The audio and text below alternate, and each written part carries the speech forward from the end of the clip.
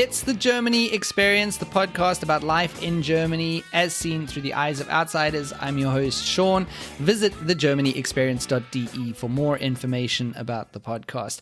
At the moment, I am currently on a break from recording new episodes of the podcast over summer, but I am posting reruns from 2020 episodes. And Newman is a YouTuber who needs no introduction to foreigners in Germany, and this is the episode that I did with her last year. I think it was in June or July 2020. She came on to discuss her book, You Go Me on the Cookie, and all kinds of other topics about life in Germany. She's funny. The book is great. Here is my interview with Dana. Before we get to your book and your adventures with learning the language, maybe you can start with how you landed up here in Germany and where you're from. Yeah, definitely. So I spent a lot of years growing up. Maybe you can already hear it from my voice. I'm from the US, and I have, I would say, a pretty American accent. I have those nice strong R's that creep into my German as well. And I spent a lot of years living in South Florida, so completely different weather situation. And that's where I was living before I moved to Europe.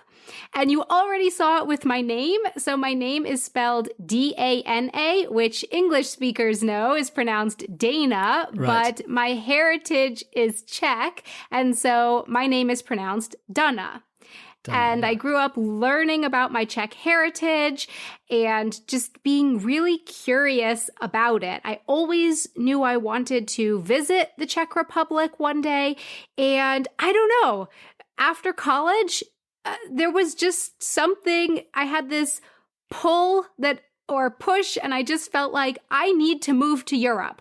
That was the feeling that I had. And so I sold my things basically at a yard sale. I sold my car and I bought a one-way ticket to Prague. And I decided I'm moving there. I didn't know how to speak Czech.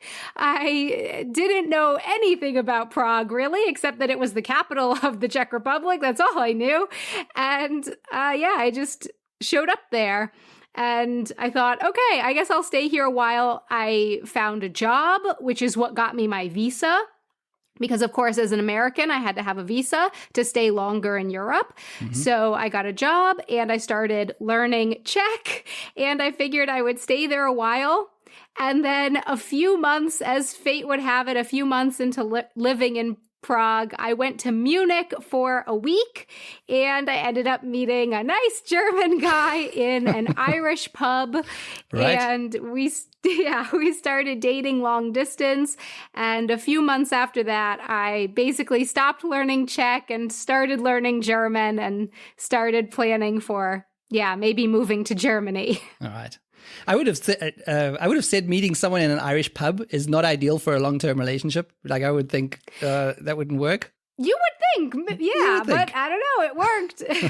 It's the same thing. My wife, I met my wife in an alternative nightclub, and people also told me, girls that you meet in the club, it'll never work. And now here we are. Yeah, sometimes it works. How far removed is your Czech heritage? Is it parents or grandparents?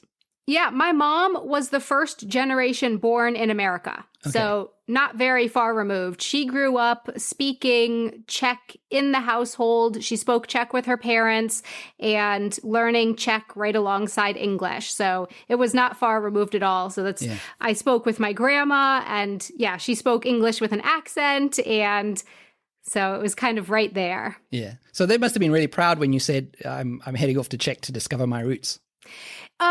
Unfortunately, my grandmother was no longer alive, but my mom, she was just mostly shocked.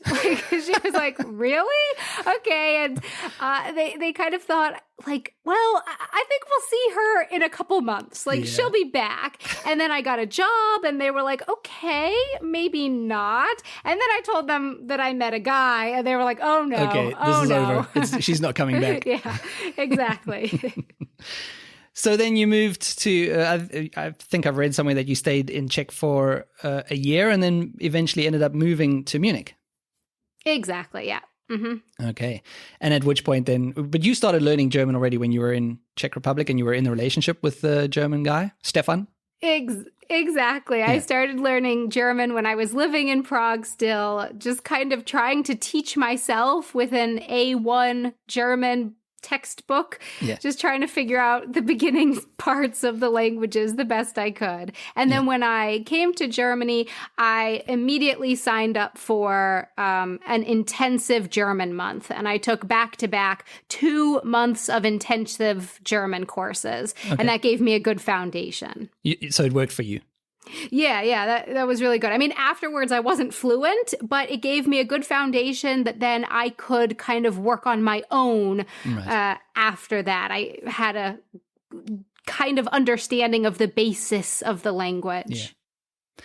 So the book that you wrote is all about that journey of learning German. And it's written in a way that to explain to native German speakers as well some of the quirks of their language. And so the book is called "You Go Me on the Cookie." So maybe for those who don't get the reference, who maybe just starting out learning German, you could explain the title of the book. So "You Go Me on the Cookie" is a literal translation of one of my favorite German sayings, "Du gehst mir auf den Keks." And it's just really great because in German, there are a bunch of sayings to show annoyance. So in German, you can say that something or somebody goes you on the alarm clock, for example. And also on the cookie. And that's how you can say that something is annoying you. And so, I love German, but sometimes it really does go me on the cookie. Oh, yes. It's a love-hate relationship, isn't it? Yeah, pretty much. And with the book, I wanted to kind of show Germans how tricky their language can be, but also I wanted to show them how beautiful it can be because I really, like you said, love-hate. I absolutely love German. And I think that surprises Germans sometimes. Yeah. So I wanted to get that across. And then also I kind of wanted to make a book that I wish Stefan had when I was learning German, because it was really, I would try to talk to him about German and he wouldn't get it. He wouldn't get why it was so hard. He didn't know dative, genitive, accusative. He didn't know any of those things. Sure. So... Yeah, there were some fights there with him. So there was actually not much good to you. I think you said this in the book somewhere as well. It was not much good to you that you had a German speaker at home. I mean, because he's not a teacher. He's not a German teacher. He's not trained as a teacher. He's a native speaker. He speaks it just because that's how he's been brought up. So you had to find other ways to learn, basically. Exactly. If I could go back, I would set a rule that I didn't ask Stefan questions about German ever. Like, I just didn't. It just didn't work because he never had a satisfying answer. I would ask him, why did you say dame instead of Dane? And his answer would be like, oh, because it's... And he just never had a good answer. The answer was, it just is. Yeah, it's just, es ist halt so. Yeah, exactly. So, like we said, the book is specifically written for native speakers. But what I really liked about it is when I was reading it as someone who's gone through the same processes, obviously not exactly the same journey as you, but similar process to get to learning German. A lot of these things struck a chord with me. I was like, oh my God, that is exactly right. And that's why I thought this would be interesting to a lot of listeners, because some of my listeners are advanced in how far they've learned their German, and some are just starting out learning German. So I think I just wanted to talk about some of these things because I really think a lot of people can relate to it. And when I read this book, I must admit, I laughed out loud many times. It is 100% relatable. But something that struck me is that you have some very clear recollections of those early phases of learning, and reading your stories reminded me, as I said, it reminded me of things that I went through at that same time, but I've forgotten since then. And I was wondering, did you keep a diary or notes? Because your recollections are pretty vivid. Oh, thank you. Yeah, I did take notes, well, also because of my YouTube channel. I've kind of been collecting ideas for a while. So I've been doing my YouTube channel for coming up on 6 years now. And through that, I think I've kept the memories alive. So I've made over 500 videos about German culture and German language. So I think through that, I revisited the memories a lot. And also, I'm a storyteller. So I have told those stories in the book to people before. So it was not not really my first time telling those stories. I've had years of crafting the stories and coming up with my favorite way to tell them. Like, I have always loved storytelling. So, and then I also went for walks and just kind of let my mind, take a nice little walk down memory lane and tried to remember them that way. Yeah. Because I was almost jealous of the level of memories that you have of learning German at those levels. And I often tell people that come on the podcast as well, the guests that I have, I'm almost jealous of the ones that are starting out learning German, because it's such a journey of discovery. It's such an adventure, because you're learning not only the language at the same time, but the culture that comes with it as well. And then you start learning about German movies that you can suddenly watch, and you can suddenly read German books. So I'm almost jealous of people who are starting, as frustrating as it is to them. Yeah, it's definitely interesting also to see just how the German language is different on a grammar structure level from English. Definitely. Like some things are missing. For example, you don't have this, I have done something. You don't have this feeling of the past meeting the present in German. But in German, how you can talk about what you're doing right now, just using the present tense, and also sort of the future using the present tense. It's very interesting. But sorry, maybe that's a little bit too, it's too it's language nerdy. I just love languages so much. So yeah, and it shows. It shows. Just out of interest, what is your home language now, Stefan? Because I assume that you're at a good level of German now. What language do you speak at home?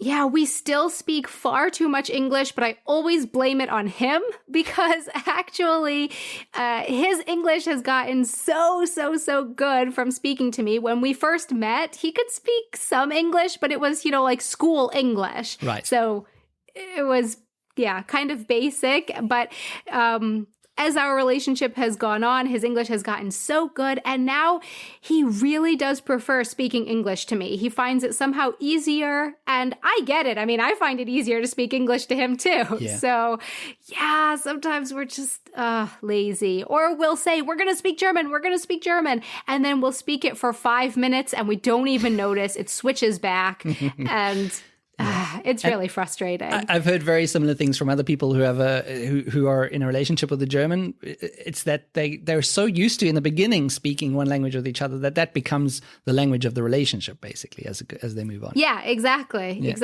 And I have heard, and I do notice it, that voices are higher or lower in a different language, and so you might feel a different connection depending on what language. Yeah.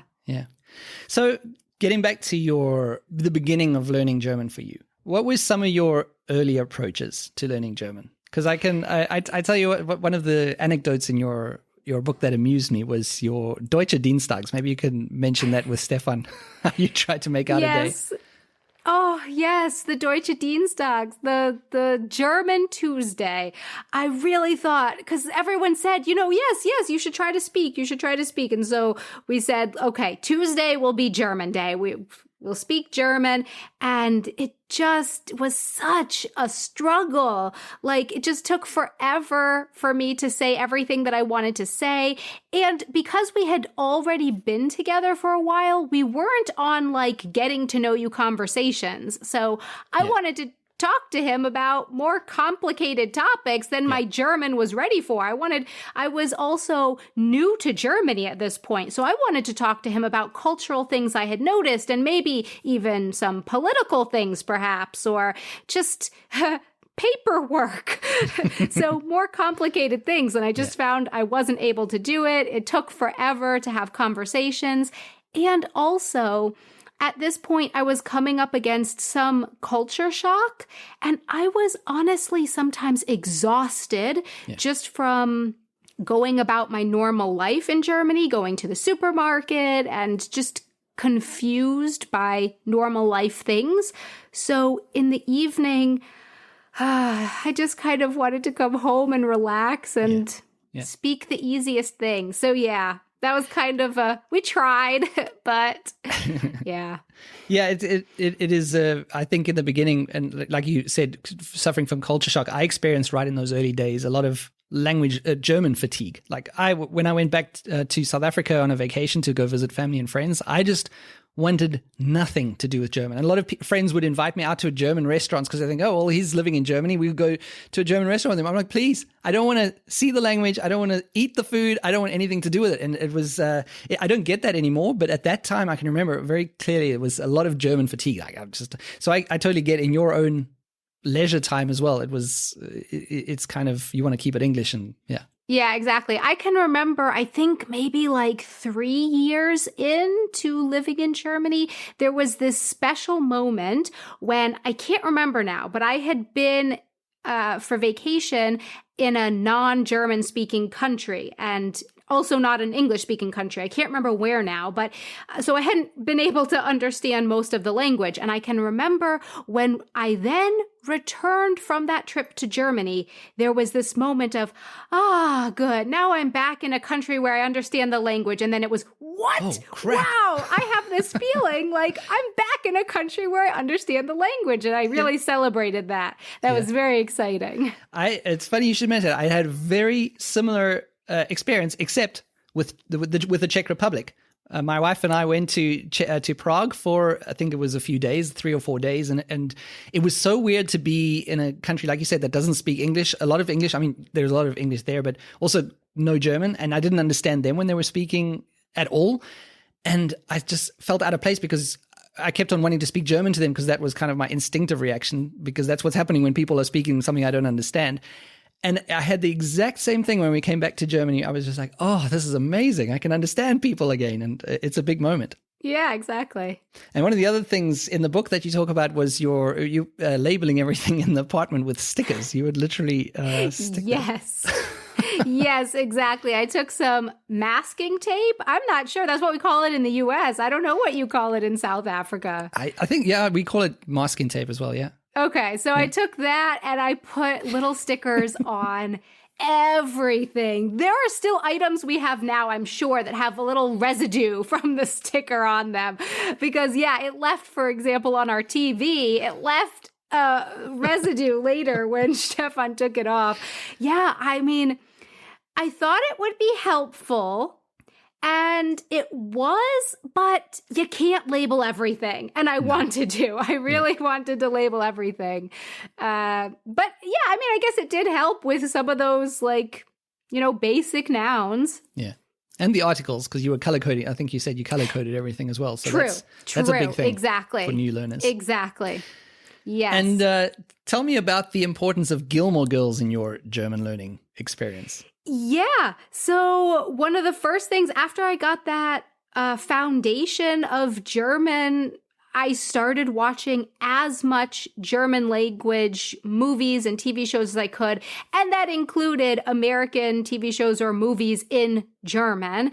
And Gilmore Girls, I'm pretty sure that I had never seen Gilmore Girls, like maybe an episode or two, but I had not watched the whole thing, and I watched it all in German. And now if I watch it in English, it sounds weird because to me, the characters speak German. That's that's their voices. That's how they sound.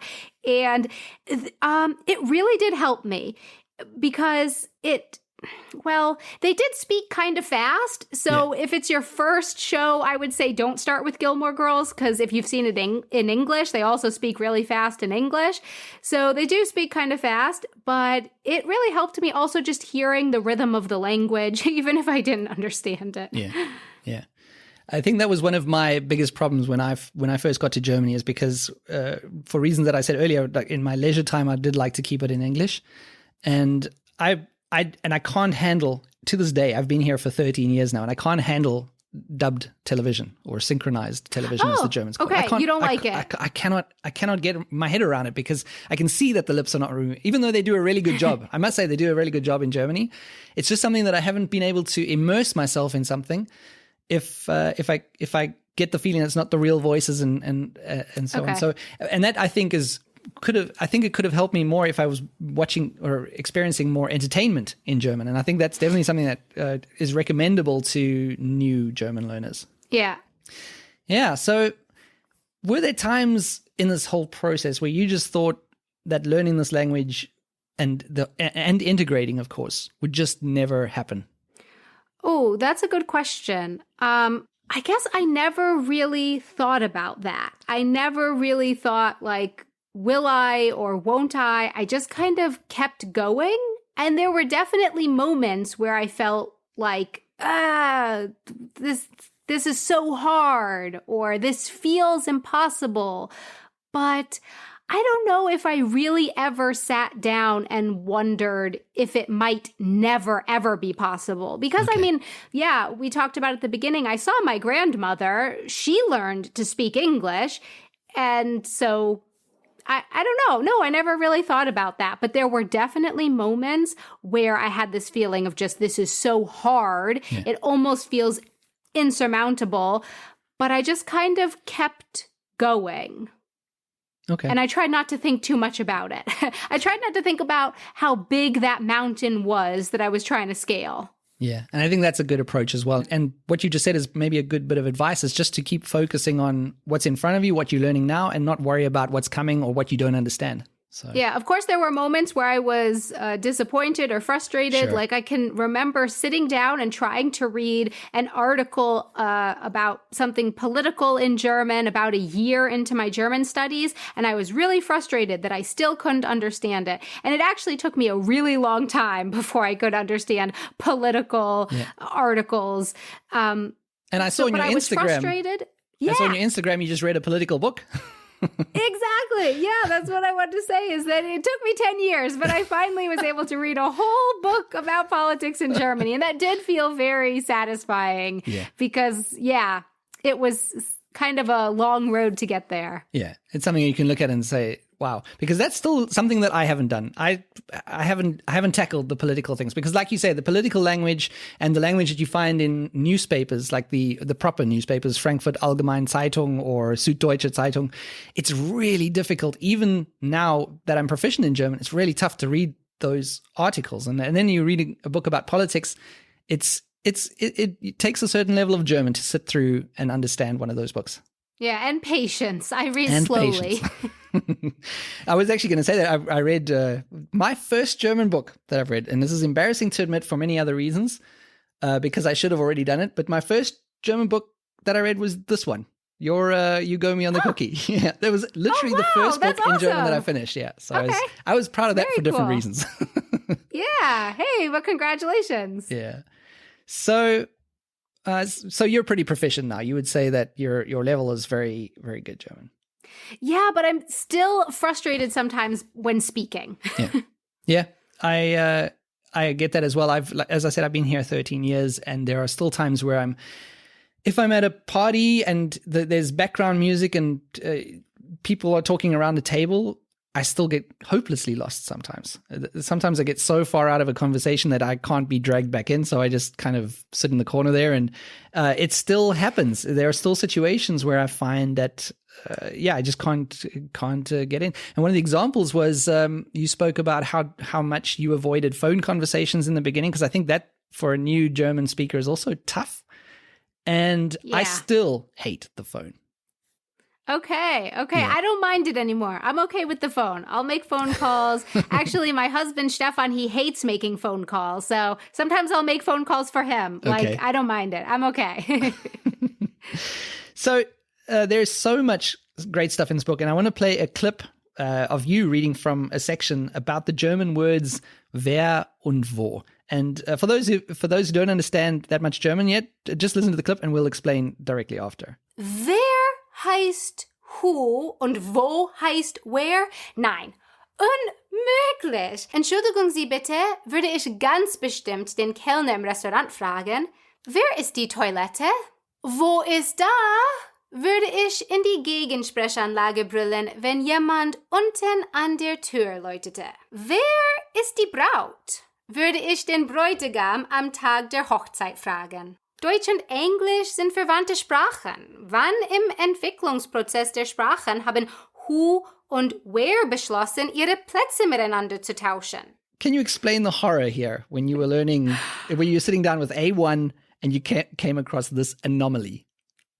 I really honestly did not believe that this could possibly be true. I took my grammar book and asked multiple people, are you sure about this? There's no way.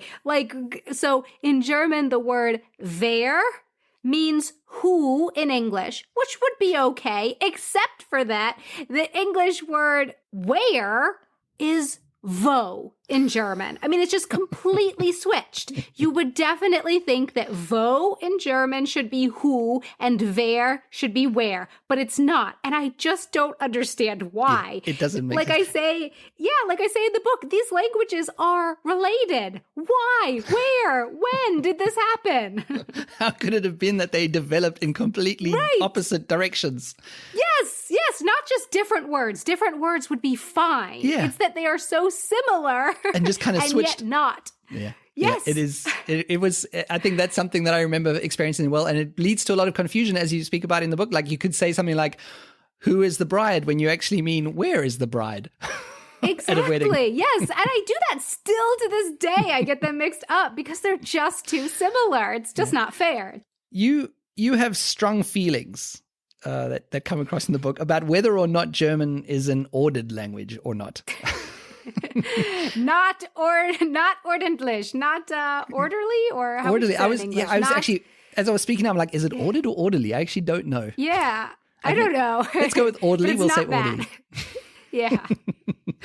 No, it's not tidy or no. I don't know. No, it's not. Because you would get the idea from Germans with such a efficient and orderly society or culture that their language would be, and maybe their own expectations or their belief is that it is, but it's not. And one of the examples you used was Frühstück for breakfast. It was Mittagessen, Abendessen, and then you spoke about Frühstück. Not Frühstückessen. Not Frühstückessen. You don't, and that still confuses me. I say all the time, Frühstückessen. Sollen wir jetzt Frühstück essen? No, and you don't for do some that. reason Frühstücken. Yeah, exactly. It has its own verb. Yes, exactly. Yeah, just for one meal. I don't know. Exactly. That doesn't make any sense to me. Yeah. And also you made good points about the articles. The der, die, das, dem, den translates to the, and the. Yeah. Yes. So I have for you, I can send you a picture of this. I know that people can't see this, but I have this postcard. Maybe can you read it? Yeah. So exactly. In German, we have here der, die, das, den, dem, des. All of that is the. In German, there's also du, dir, dich, ihr, euch, sie, ihnen. All those words are you. All of them. All of them are you. And then wieso, weshalb, warum, weswegen, and wozu, all those words are why. Now you tell me, if it's an efficient language, why would you have 5 words for why and 7 words for you? That's just not efficient. 1 word is enough. There you go, Germans. There you go. Why? Wieso indeed. Yes, exactly. It's not efficient. No. I want to play another clip of you reading from the book, and this one is about how Germans name their cities. So take a listen. Die Namen vieler deutscher Städte sind für mich als englische Muttersprachlerin ein Fest. Titting, Quickborn, Worms, Rain, Kissing und jeder Ort mit dem Wort bad im Namen. Was zur Hölle hat Reichenhall getan? Was dachten sich die Gründer einer ganz bestimmten Stadt in Hessen, als sie Darmstadt nannten? So some German cities, what you're basically saying in that clip is some German cities have strange names, like Worms, I think, was one of the examples for like worms. Essen is food. And then you ask about Darmstadt. Yes, exactly. I love this city name, Darmstadt, but think about it. What is Darm if you look it up in a dictionary? It is intestine. Darm is the German word for intestine, and Stadt is city. So Darmstadt in German is literally intestine city. How? Why? Why? Where? What when? Did you ever look up why that is? Have you ever looked into it? Sheepishly, she says no. Me too. It just occurred to me now. Maybe I should have looked this up before we spoke. But I did not look it up. Maybe the listeners can tell me. I would rather just come up with my own fantasy ideas of how this happened. That's a lot more fun for me. I just like to, Probably better than the true history of Darmstadt. It's just amazing. Or there's another one, for example, Denkendorf. Thinking village. That's so beautiful. That's so amazing. Or in the book, I also mention Baden-Baden. Yeah. Why twice, Yeah, like, what if it was München, or Berlin? Once is not enough. And of course, there's another section in the book where you talk about driving for the first time towards Munich in Germany, and you kept on driving past a sign for the city, a very large city, Ausfahrt. Yes. Please, has anybody else visited the beautiful city of Ausfahrt? I have yet to see it, and yet I feel like I'm constantly driving towards that when on the highway. Seeing lots of signs for it. Yes. So one of the things that I really liked about your book is that it's not only about adjusting to the language, but it's also a bit about adjusting to the culture as well. And we spoke a bit about telephone conversations, but there's also an example is how Germans answer the telephone. Yes. Mm-hmm. Yeah. The last name, just the last name, and very quickly and very directly and brusquely, just the last name. And if you're on the other end, sometimes it catches me by surprise because they answer in it, as you say, so Schmidt. And that's it. There's nothing else. And I don't know, am I speaking to which Schmidt am I speaking to now, or where have I come through? And it's very, very disorientating. Yeah, and the way that it's so direct always makes me feel like I need to apologize for having called. Like, oh, I'm sorry. Did I annoy you? Did I interrupt something? Did I catch you at a bad time? And the person's like, no. Have you learned to do that yourself? Have you been able to acclimatize yourself to handling conversations in that way?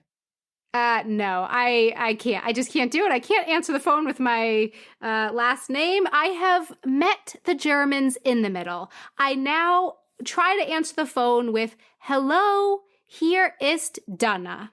That's my compromise, because in America, we would often just answer the phone with hello, and I know that Germans hate that. It really goes them on the cookie if someone just says hello and doesn't say who they are. So I meet them in the middle. Hello, here is Dana. And there you go. Got to compromise, That's it. That's integration. Sometimes integration is compromising as well. Yes. Yes.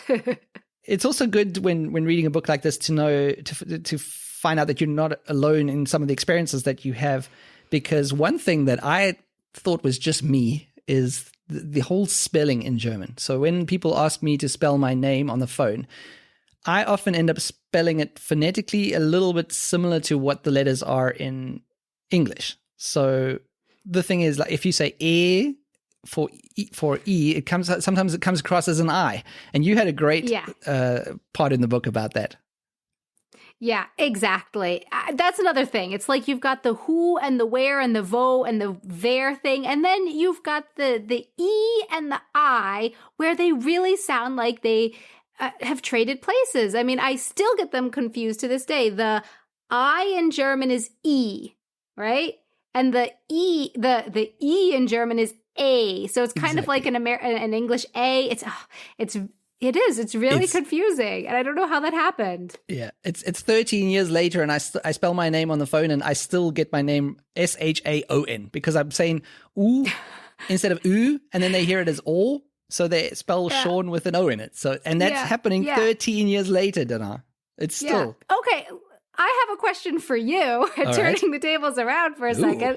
So in the US, when we spell, we would usually say like A for alpha, B for, and we would say it like that, for. We would say the whole sentence.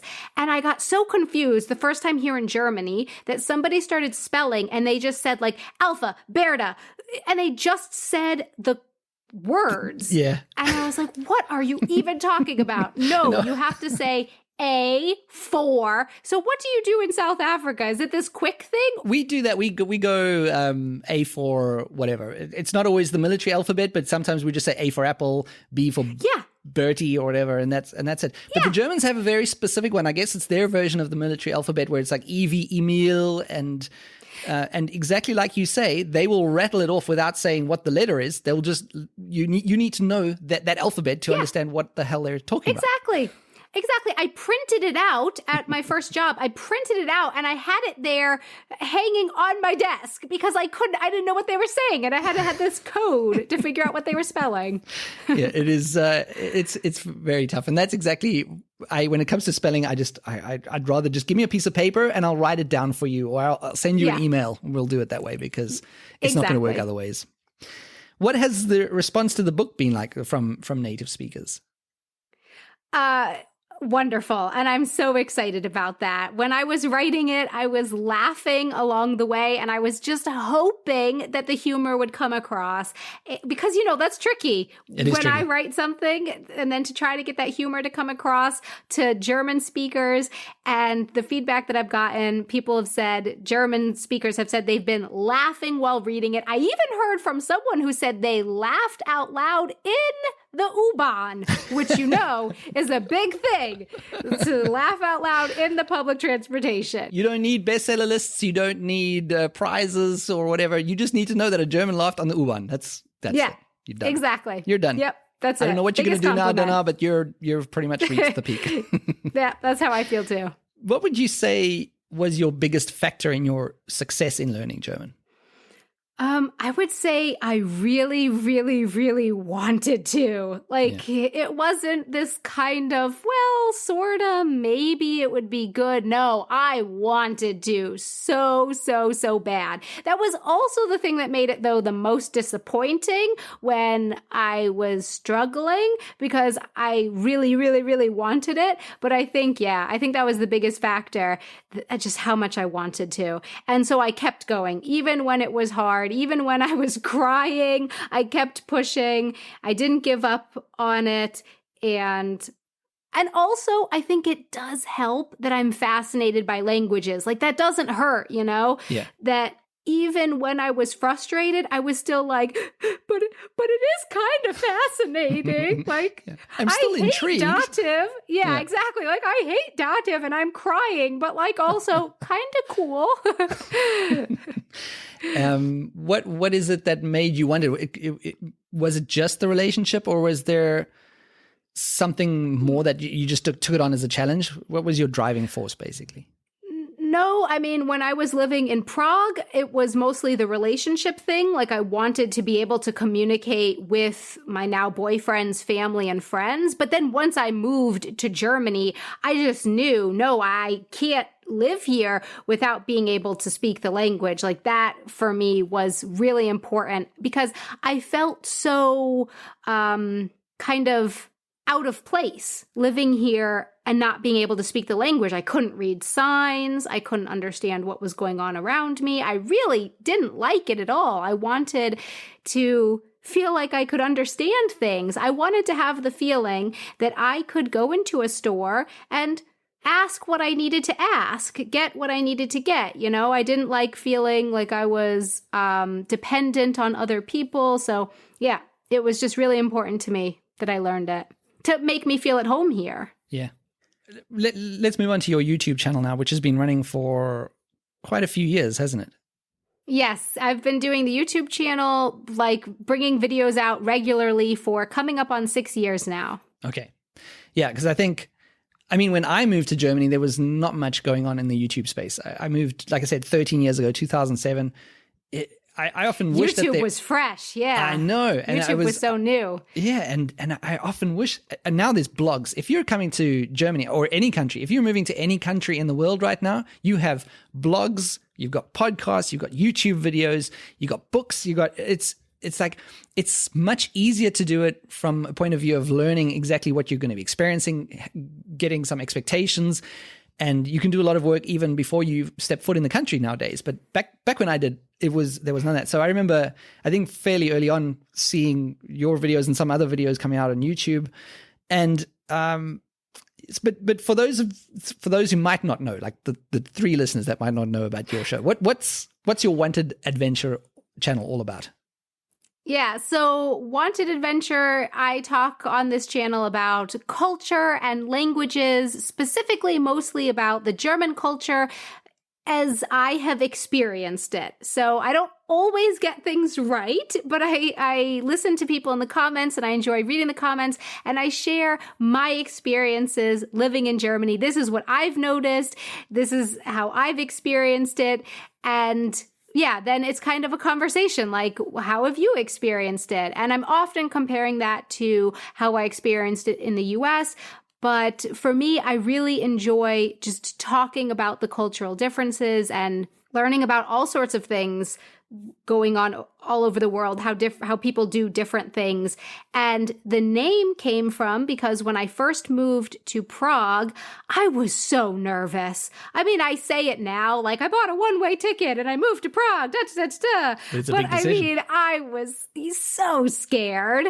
And what I kept telling myself every time I got that lump in my throat when I was somewhere and scared and something wasn't going quite right or whatever, having trouble with paperwork or anything, I told myself, you wanted an adventure. You said you wanted an adventure. This is part of the adventure. Okay? Okay. And that helped to calm me, to know that even the tricky things, the scary things, that was all part of the adventure that I had wanted. And so that's how I came up with Wanted Adventure. And so on my YouTube channel, yeah, I talk about also the scary things with moving abroad and the wonderful things. Yeah. What are the comments like? Because I know for a lot of people who are doing what you're doing, sometimes the comments can be very positive and mostly positive, but I know that there's also sometimes negativity. Is that something that you deal with? I would say at the beginning, yes. And that was a lot harder for me to deal with. I've also gotten a thicker skin over the years, but also with doing the videos, I have found a community. There is the Wanted Adventure community. And so most of the comments, the overwhelming amount of comments are just so interesting and wonderful. And yeah, I really appreciate that. So yeah, I think, like you say, it's a tough thing in the beginning to just kind of not let those things deter you or slow you down. Exactly. Yeah. And it definitely can be hard if you're just first starting out and putting videos out there because people don't know who you are. And I hope that people have kind of learned that sometimes if I make a mistake or I get something wrong, that I don't know, like they've kind of learned, yeah, but she's interested in learning about that, so I can write in the comments, hey, it's actually like this. And I don't have to write, you awful person, Yeah. So I don't know, but I am really thankful for the Wanted Adventure community and the comments that they leave. It is really, really fascinating.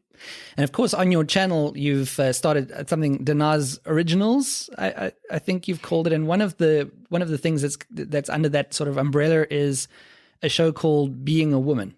So what maybe explain a little bit about what that's about and what the inspiration behind that was. So for like 5 years of doing the Wanted Adventure channel, the majority of my videos were really funny, upbeat videos about the German windows and just funny things like spaghetti ice and the German language. And I loved that. I really enjoyed every second of those videos, but I was starting to feel like I really want to do something a little bit deeper. And there was this topic that I had thought about making some videos on, my experience of being a woman in Germany versus the USA, kind of like I always did it, my experience with cooking food in Germany versus USA or bathrooms in Germany versus USA. I wanted to do a couple videos on being a woman in Germany versus the USA, and I started planning them out. And then I realized, I also need to talk about this and I also need to talk about that. And there's also this. And, I just found I couldn't do it in 2 videos. And I also found that I wanted not only my experience of being a woman in Germany versus the USA, but other people's experiences because, I'm just one person and this was such a important topic that I didn't want it to just, be like, this is how I experienced it and there it is. No, I really wanted to talk to other people about their experiences. And so I put together around 10 topics. I was thinking maybe it would be 10 videos. Now it's so far been 20 because that's somehow how projects evolve. And I started reaching out to other YouTubers and also podcasters and experts living around Germany, Germans, and people from other countries to talk about these different topics. All about, the experience of being a woman. Yeah, and it's amazing to watch. I mean, obviously, for me, it's interesting to watch. And to be honest, some of those episodes I watch with equal parts embarrassment for the way a lot of society is and the way a lot of society has been for a long time, and also just horror of what people or what women have to accept as norms, or what not have to accept as norms, but sometimes accept as being a normal situation, and then it's not. And that's why I think, especially as a father of 2 daughters who are very young still and got a lot of time to grow up to start seeing these issues, I guess. But I think it's important to have these kind of dialogues and talks about it because it's definitely the kind of thing that can make it a better experience for women in the future. So I think it's amazing what you're doing. But like I said, I watch sometimes with a lot of horror when I hear what's normal. I'm speaking specifically of the one about having sex and the expectations of when and what's expected of people. And it was for me very eye-opening. Yeah, thank you. Yeah. And for me doing that, like I said, most of my videos were always really funny and happy and upbeat. And sometimes I've gotten questions from people like, well, how did you feel ready to talk about that kind of a serious topic or really personal topic, actually? And it was like, actually, I was not ready until I was there on camera doing it. I mean, leading up to that, if you had asked me a year ago, oh, do you want to talk about this really personal sexual experience on camera? I would have said, no, absolutely not. But then I just realized I really want to do this series. I think it's important to talk about because also, people need to know, but also I wish I had known that. And I just realized, I have to talk about it. And then, talking about it, I was very nervous to do it. But I was happy that I was doing it with the other woman who I was doing it with. That's the other nice thing about being on camera with another person. You have that support. Yeah. And I think you found a lot of authentic and honest voices that there. It was amazing to hear all of their stories. It's really cool. So definitely check out those Being a Woman videos. So maybe you could just give me a bit of behind the scenes of a typical video on your channel. Like, how long does it take to go from idea phase through to actually putting the video out there? Yeah, people are often surprised to hear how long it really takes. So we're talking here not a Being a Woman video, but just like a standard in front of a background in my apartment video.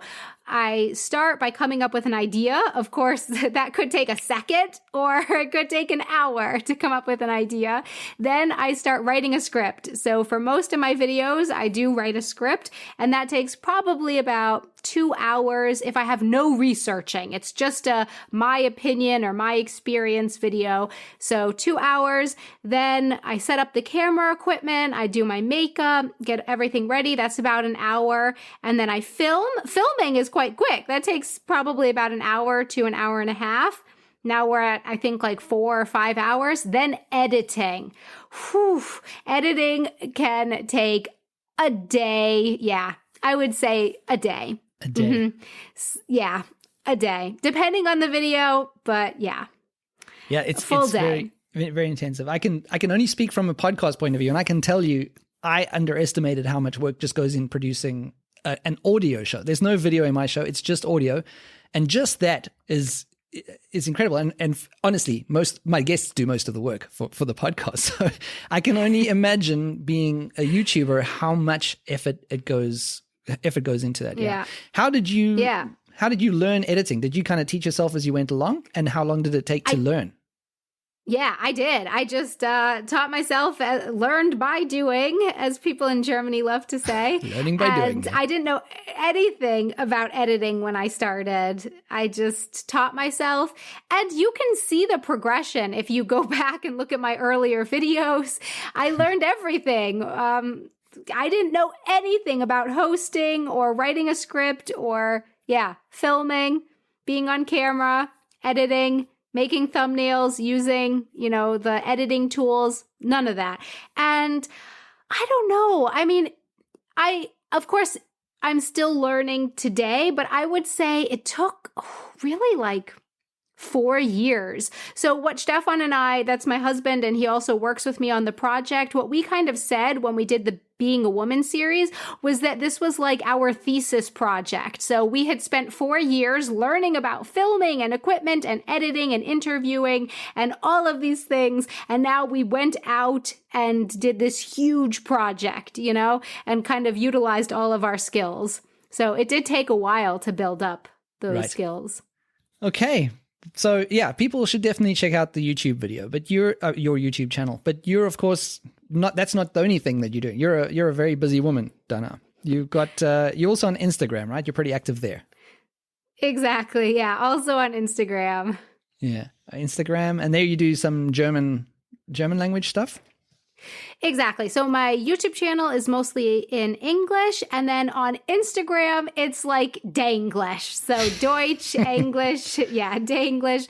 My stories are pretty much mostly in German or Danglish, but I try to make little English subtitles for the stories so that, people who don't speak German know what's going on. And then my posts are usually in English. So it's a very, Danglish Instagram account. Okay, cool. So, and you've also got dananewman.com. .de. .de, sorry. .de, dananewman.de. And I give workshops. That's also part of my job, is that I give workshops about social media. Yeah. And I love YouTube, that. Oh, I love that so much. YouTube how-tos, all kinds of things are available on your site. Exactly. Dana, it's been amazing chatting to you. Thank you so much for taking the time and coming on the show and also talking about your learning process. I really think that a lot in this book will resonate with people. And I think for people who are just starting out German now, I'm going to say buy the book, put it on your shelf. And when you reach that point, that can be, you'll know you've come to that point in your German progress where you can read Dana's book and look back at everything that you've learned. So definitely take a look at it, even if your German's not that great. But thank you so much for coming on the show, Dana. Thank you very much. This was a lot of fun. It was cool to talk to you.